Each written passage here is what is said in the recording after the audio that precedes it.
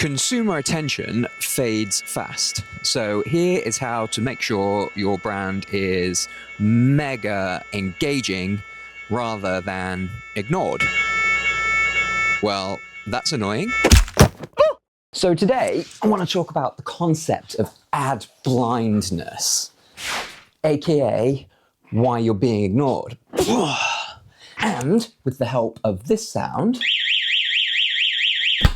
what you can do about it. I also think I'm making a compelling visual case for bringing cardigans back. Welcome, if you're new here, my name's Simon. I'm the founder of Vault 7 Agency, and I've got decades of experience working with billion-dollar valuation brands through to startups, generating multi-million-pound customer attention. Okay, let me ask you a question. How often do you hear a house alarm and immediately spring into action? Call the authorities, stop the problem before it's even begun. Be the hero your neighborhood needs. A little bit? Sometimes? Never? Tell the truth.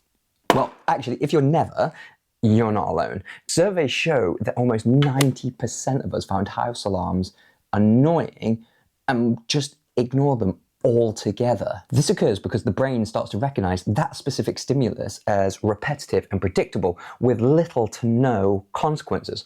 Often. They fade into the audio landscape, and this behavior is just now pure habituation. So this is where we get into a point. If we can ignore a house alarm for literal breaking and entering, how easy would it be to ignore advertising noise? Like the alarm, repetitive execution and marketing leads to habituation. The brain starts to ignore predictable stimuli. And unfairly for us poor marketeers, ad blindness, this habituation, this ignoring predictable stimuli comes in two forms. First of all, there's the execution, and then second, there's the messaging. Think of this like the alarm. First step is actually getting someone to hear the alarm. Second is getting them to pay attention to the alarm going off. So with all this said, like, what can we actually do? The answer, make stimuli novel. Sounds easy, right? So think about this sound. Easy to ignore, right? However, if it sounded more like this, you'd probably be curious and want to investigate, and it's a little bit weird. But let me give you a more practical example. Let's say you hear this sound, a knocking sound in your house. By definition, inconsequential compared to a house alarm. However, you're much more likely to be triggered by this sound and spend quite some time hunting around your house, investigating, seeking the source of this sound. Why? Well, because it's novel, it's unexpected, and it might have some sort of consequence you're not exactly prepared for. At the moment, the advertising world is just full of house alarms. High frequency, poorly executed messaging that just cause frustration and fatigue. So guess what? We learn to phase it out. We learn to ignore it. And the problem is then, the really good stuff that's going on, the good messaging, the good creative, etc., just gets phased out as well. So that leads us on to our main point, really. Before we can even think about what we're trying to achieve through our advertisement, a conversion, an offer, or a communication, a brand piece, the first thing we have to tackle, our first aim, has to be attention. We need the attention before we can focus on messaging. So what can we do when it comes to execution?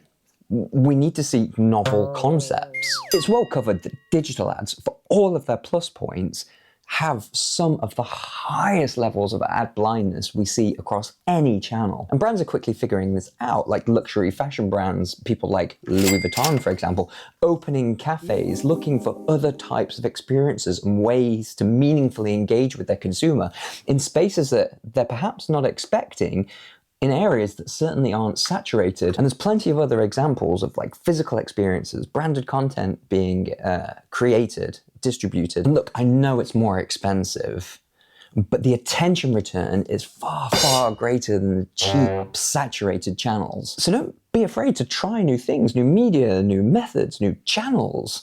Don't wait until it's proven because the house has probably already been burgled by then. So one thing that I do think is going to be really big this year, and we've already seen it sort of emerging as a trend, is live shopping. Various apps, TikTok Shop is a great one.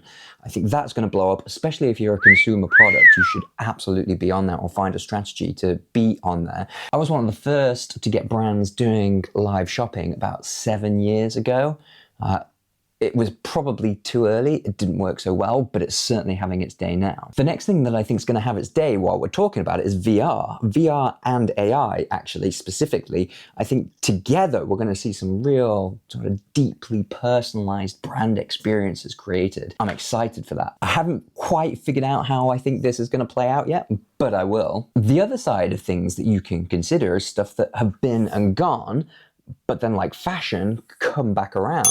Things like Facebook ads, certainly local Facebook ads, I think is a huge opportunity. And direct mail, carefully choreographed, personalized direct mail is remarkable. It's unusual and surprising. And I think there's a great deal of attention to be had from that. Many, many brands are now starting to focus on attention first and foremost, but so many are sleeping on it. So I think there's a huge opportunity if you understand that's the first aim of what you're trying to do, is grab the attention before you even consider the messaging. And this is how you optimize for a relationship over a transaction, because you're really respecting the recipient. Okay, so you've got their attention. Now, how do you make sure you're really heard? How do you get someone to investigate your alarm now they've acknowledged it? Well, creativity converts attention. I'll say that again because it's a really, really important point, and I want you to understand and take it away.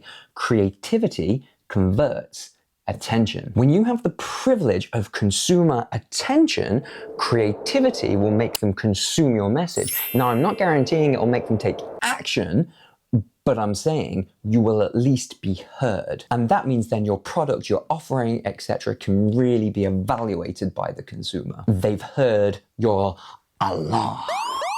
This is where it pays to be different. Good creative breaks through that desensitization, but good creative is really, really hard.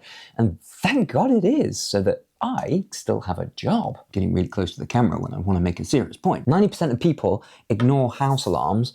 Is your marketing a house alarm? In which case then, are you only talking to 10% of your potential audience? Diversify through different channels, mediums, placements, then compelling creative. You suddenly have an alarm that people pay attention to. Keep operating in cheap, saturated channels. 90% of people are ignoring you regardless of what you have to say. And for the record, I'm not suggesting burglars are immune to being thwarted now. Thankfully, security systems are much better than my tired metaphor. So, don't burgle.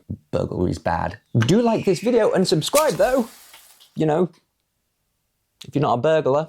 Until next time, me and my cardigan are just going to switch the camera off and carry on my day.